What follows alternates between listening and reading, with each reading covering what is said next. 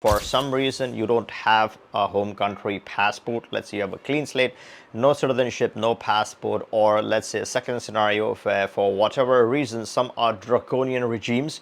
Let's say you come from a country that is draconian and they're wrong, you're right, they aren't issuing you your citizenship based documents, or for whatever reason you aren't able to renew your passport, you don't have a passport to travel outside, getting a new passport is not an option. Under those circumstances, you still need a citizenship. You have certain other identification documents. You have all the right reasons for acquiring a passport. Let's say it's through a different country, a different citizenship. You're getting a new nationality, and then you're getting a new passport. Maybe it's the poorest passport or the weakest passport, but the whole point is to have an option to be able to travel or use this as a stepping stone to then acquire a more powerful nationality. The first step then in that case would be to acquire a CBI that would accept, and most would have to accept the nationality that you come from, because obviously you have legally acquired this. And then once you add the CBI, your next step after that would be to solidify and get a real powerful, solid, strong citizenship that could be your third nationality. Now, what is going to be this interim stepping stone option which is going to give you a nationality when you don't have one to begin with? Or rather, let's say you have the nationality but you don't have the passport from that country. Most direct CBI programs are going to ask you for your home country passport. If you don't have one, they're not going to accept or entertain you. That's a problem with a lot of CBI countries. They're mandated by other countries to follow certain procedures, and that is, the process is only getting tougher and tougher and tougher. So they're not going to entertain someone with that background. And that's where there are one or two countries which have a citizenship by exception program. So if your background is of excellent value, right? You have the means, you're successful, you're willing to donate in a specific area that's beneficial to that country. And because exceptional citizenships aren't really commercialized the same way as citizenship by investment programs, but there's no set donation, there's a negotiable parameter, there's a negotiable factor. Yes, there's a certain monetary threshold, certain component where you're investing or donating in the area that's truly in demand for that country.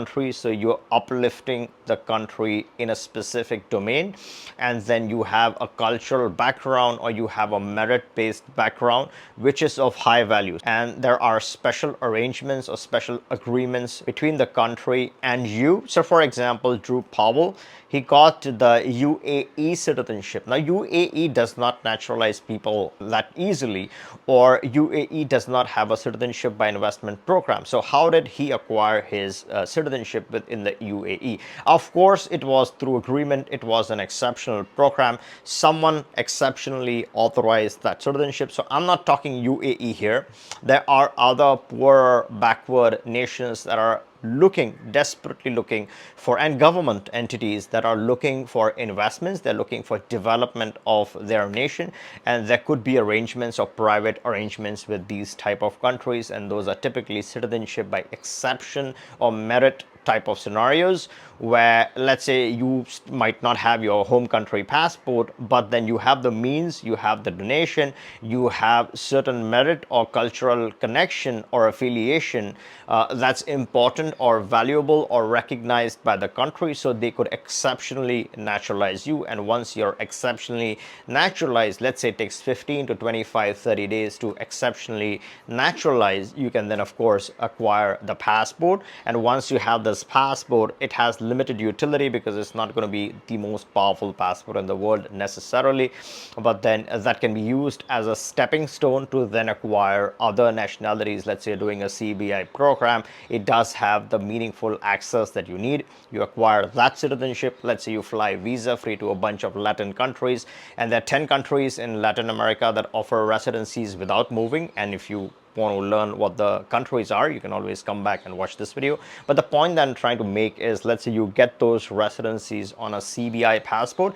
Eventually, let's say you naturalize from one of those powerful or nicer or stronger countries, and stronger in terms of the passport strength, right? So the country itself is livable, it's safe. You dedicate a couple of years living in that country physically, become a tax resident for a couple of years. Let's say you apply for your naturalization, you acquire the solid, hot, solid, rock solid passport, and now you have three options. You have your base layer, which is the lightweight layer. Then you have your second CBI nationality. You don't have to throw this after you're done with it. Of course, a real citizenship, real country stays with you for a life, has limited use cases, but you have satisfied that use case.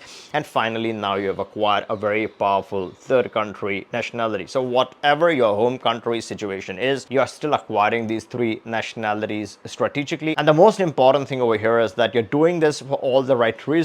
Your home country regime is draconian, they're doing something totally wrong, and you are in the right. That's when this is applicable. Always follow the law, always follow the rule book, never do anything wrong, or never use any of these strategies to do anything wrong. And before you go, make sure you're subscribed to the channel. It truly makes a lot of difference. It helps me get you more valuable content and on time. And if you like this video, give me a thumbs up, and catch you in the next one.